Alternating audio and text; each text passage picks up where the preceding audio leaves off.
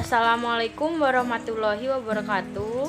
Nama saya Delila Permatasari dari kelas 12 MIPA 6. Di sini saya akan mempresentasikan mengenai sejarah perkembangannya Islam di dunia.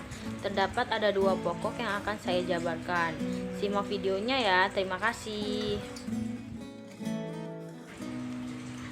Yang pertama itu mengenai sejarah Islam berkembang di dunia. Agama Islam ini tuh lahir di Jazirah Arab pada abad 7 Masehi oleh Nabi Muhammad SAW, di mana di saat itu agama Islam ini sangat ditentang oleh kaum Quraisy. Namun setelah ada perintah dari Allah Subhanahu wa taala, Nabi Muhammad pun hijrah ke Madinah dan masyarakat di sana pun menerimanya sehingga agama Islam bisa menyebar secara meluas.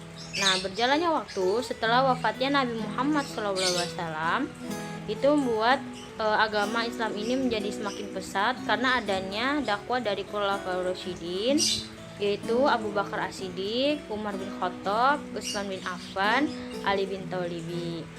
Nah, mereka ini juga meninggalkan sejarah, salah satunya ialah sistem kalender Hijriyah, di mana mereka juga menyebarkan agama Islam dari Persia, Yerusalem, dan ke Afrika. Nah, pada masa perkembangannya Islam juga tidak lepas oleh dinasti Umayyah. Dinasti ini itu pada tahun 661 Masehi di Damaskus dan dinasti Abbasiyah pada 752 Masehi di kota Baghdad, Irak. Dimana setelah meskipun dinasti tersebut itu masih menggunakan sistem monarki yang secara turun-temurun, justru membuat agama Islam ini menjadi lebih luas lagi penyebarannya hingga ke penjuru dunia, dan wilayah taklukannya itu juga sangat luas sampai ke benua Afrika hingga ke benua Eropa. Salah satunya ialah Andalusia Spanyol, lalu benua Amerika, benua Australia, hingga benua Asia juga.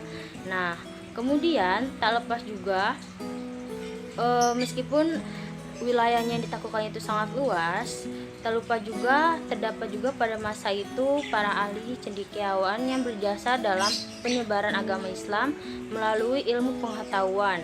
Nah, meskipun beberapa ada masalah dan kendala, tetapi dengan dibantunya 4 khalifah tadi, itu membuat agama Islam ini menyebar ke penjuru dunia secara meluas dan lebih efektif lagi, hingga sampai ke benua Asia seperti yang kita tahu, Singapura, Brunei Darussalam, dan hingga akhirnya agama Islam ini juga sampai ke Nusantara. Nah, yang kedua itu ialah faktor-faktor yang menyebabkan kemajuan Islam di dunia.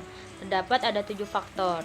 Yang pertama itu ialah terjadinya asimilasi antara bangsa barat dengan bangsa-bangsa yang lain, yaitu karena waktu itu kan permulaan agama Islam disebarkan di perkembangannya itu di peradaban dunia, itu berkat keberhasilannya dan menyebarkan agama Islam ini bisa mengenali yang namanya kebudayaan baru dan ilmu pengetahuan yang baru. Nah, kemudian yang kedua adanya stabilitas pertumbuhan ekonomi dan politik.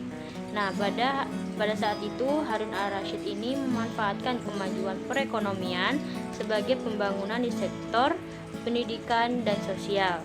Nah, salah satunya itu ialah mengadakan sarana belajar dan juga penyediaan infrastruktur, dan dilanjut juga dengan Al-Ma'mun dalam bidang pertumbuhan pendidikan, ilmu pengetahuan intelektual, dan kebudayaan. Selanjutnya yang ketiga adanya gerakan penerjemahan. Terdapat ada 3 fase. Fase pertama itu pada masa Al-Mansur sampai Harun al-Rasyid, di mana pada masa tersebut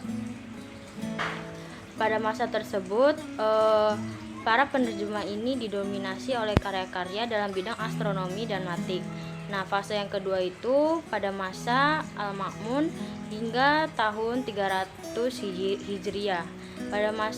Pada fase tersebut buku-buku terjemahan itu didominasi oleh di bidang filsafat dan kedokteran.